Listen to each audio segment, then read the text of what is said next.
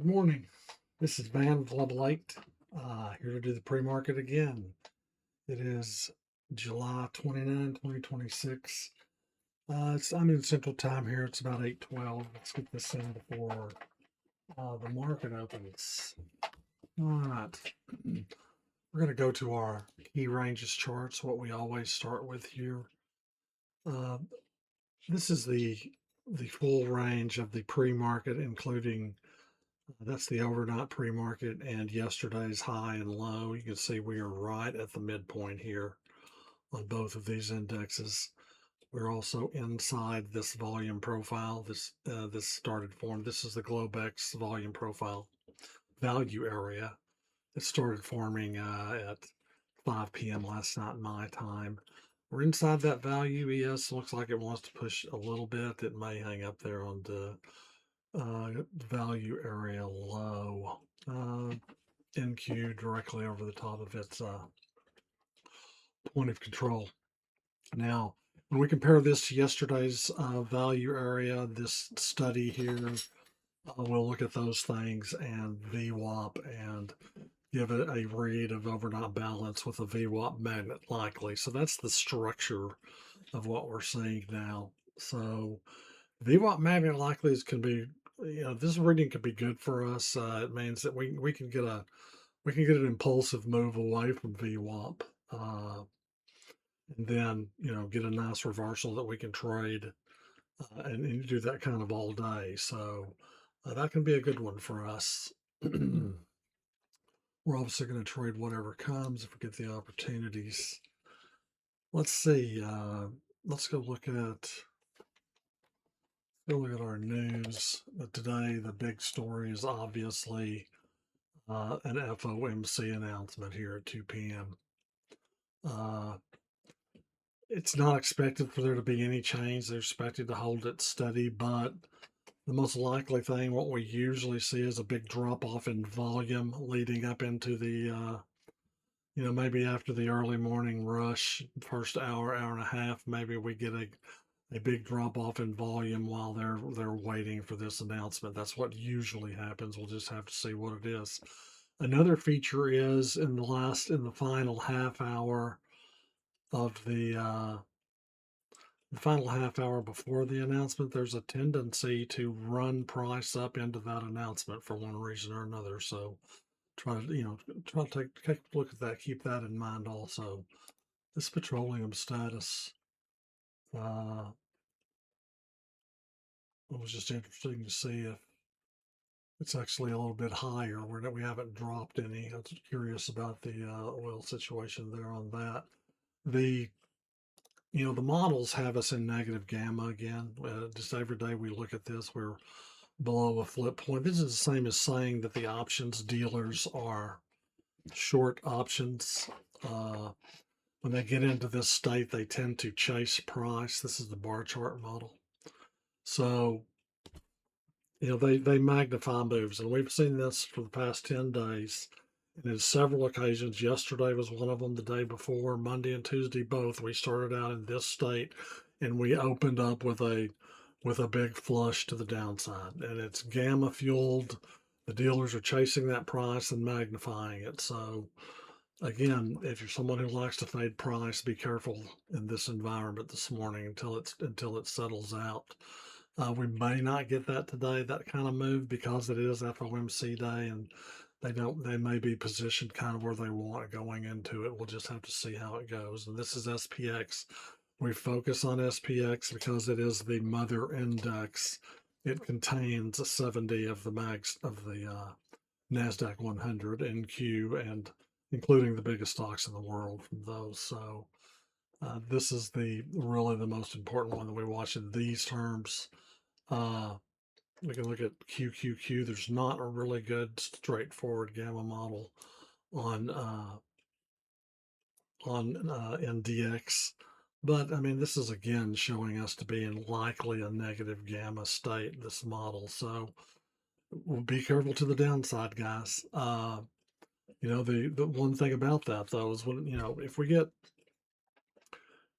that big move to the downside, that means we're even further into gamma. And if other institutions decide that they wanted to start buying at that point, those dealers would magnify that move to the upside as well. We saw a big upside move yesterday, so it works both ways, but it's just particularly dangerous to the downside. Uh, Seen our news with not of gamma. We're still in a fear condition here on CNN Business, this fear and greed monitor, and there's some good metrics down here if you guys want to go take a look at those. Never stop learning, guys. Okay, let's go look at our some of these larger time frames. Here is a daily. Here's a 4 hour chart. Pretty straightforward, right? There's a 200, 21.8. Stacked EMAs to the downside there. Daily has crossed over the 50 in that. We haven't hit the magic 200 down here on the daily yet, but fairly you know fairly predictable structure there. And we've still got this ADX building. It is still building, so there's a lot of directional energy in the daily. We don't see these very often. The negative directional energy on an ADX on the daily. We're fairly sideways on the hourly right now. We've got the 8 on top of the 21. In terms of levels, we have these on our charts on the key ranges chart already. We'll have to get to another chart to see some different ones, and seeing pretty much the same thing. So we've got on the half hour, we've had a drop. The 8 has defended itself, and we're dropping again. So that structure looks like it could be crossing over bearish, and we're moving a little bit bearish as we speak here. On the 2, 5, 10, and 15 charts, we do get a couple of different swing lows here to look at. So 27, 8, 20. This was a stronger one down here at 28, 735 ish. You would call that 28, 733 as a standard level. And you can start to see that some on this 10-minute chart as well. That's going back here. Those are all to the downside. Now the upside, we have these levels obviously at H1. There's we've got 28, 432, which is a long way away, so I wouldn't expect that one to come into play so much. But like I said, we have a lot of these levels already marked out. There's a 28, 28061 earlier, so just keep your charts, keep different time frames. Use the level 8 use the level 8 workspace. You'll see all these things all the time. On the 1 minute chart, this chart we execute on, on this chart on these levels, in that larger context, those larger time frames. So, but looking at treasuries here, they're down. Obviously, this is a slightly bearish wind here, so that's a headwind for upside moves. It's a tailwind for downside moves. Oil has popped. It's continuing to rise since I've been looking at this morning, up to 84. VIX as well, climbing as we start here. These are bearish things we're looking at right here. It's too early for the Mag 7 or our sectors. It is too early for the volt ratios that we watch, and the advanced decline ratio, things of that nature. We do watch ticks. Also too early for ticks.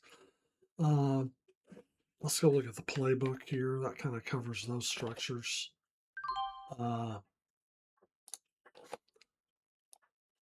The the high event risk is the FOMC and then Powell's rate conference. So we don't expect to see much of a change, but his remarks will be watched probably more than the announcement itself. I think everyone's pretty clear on the announcement itself, but his speech afterwards will be moving. Oil is sharply higher. we've got inflation. It's inflation. Treasuries are softer. Same thing. These are It's neutral conditional, but it depends on the levels, right? So it talks about this is kind of which way the wind is blowing. It's happening to be mildly negative at this point. The options overlay is balanced. They're not pricing in any particular directional sentiment into the options market this morning so far in the statistics we have. And we have a mixed structure. We already talked about the value being inside those the current Globex range, and it's we're probably within the yesterday's regular uh, trading hour range. Also, I didn't pull that up, but we could do that if we were needed to. So this gives up a backdrop, gives our current position where we're at. We're waiting on this. We're oil and futures and VIX being higher are all things that we talk about. We'll talk about some of the options sentiment. So it's a measured balanced posture. There's no, it says premium is supported, but it doesn't confirm a strong directional skew. So it's mixed. Again, we get now we start to get into some levels here with the Globex point of control, the value area high and low that we talked about, and we'll get bull and bear triggers on those as well. So it pays to have these things available to you, and you'll have them on our workspace, obviously. So there's the triggers, uh, and we get some statistics at the bottom. Current read is inside value. Sessions likely rotational until it's at stronger acceptance or breakdown. So that's what we saw with that structural read on our key ranges chart. We didn't. It wasn't calling it rotational, but it was calling it VWAP magnet, which it's in many ways the same thing. But sometimes rotational means we will either rotate around the point of control or VWAP, or we'll have a regular session VWAP forming. So we call that RWAP. So that'll be another one that it may, we'll see what kind of movement we get out of that. And in this where we're at with gamma right now, we've seen big flushes to open several times the last 5 sessions. So just be careful of that, or be prepared for that to happen. It could run straight up. There's no telling, but tendencies have been for it to run down in these conditions.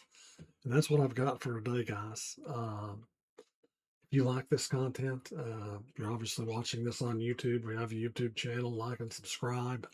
Go to level8trading.com. You'll get into our Discord channel, and you'll have access to the daily playbooks.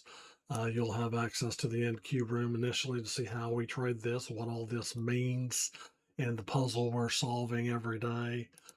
There are many strategies you can execute, but none of them make a lot of difference if you don't have situational awareness. Where are we at on the charts? Where are we at on the levels?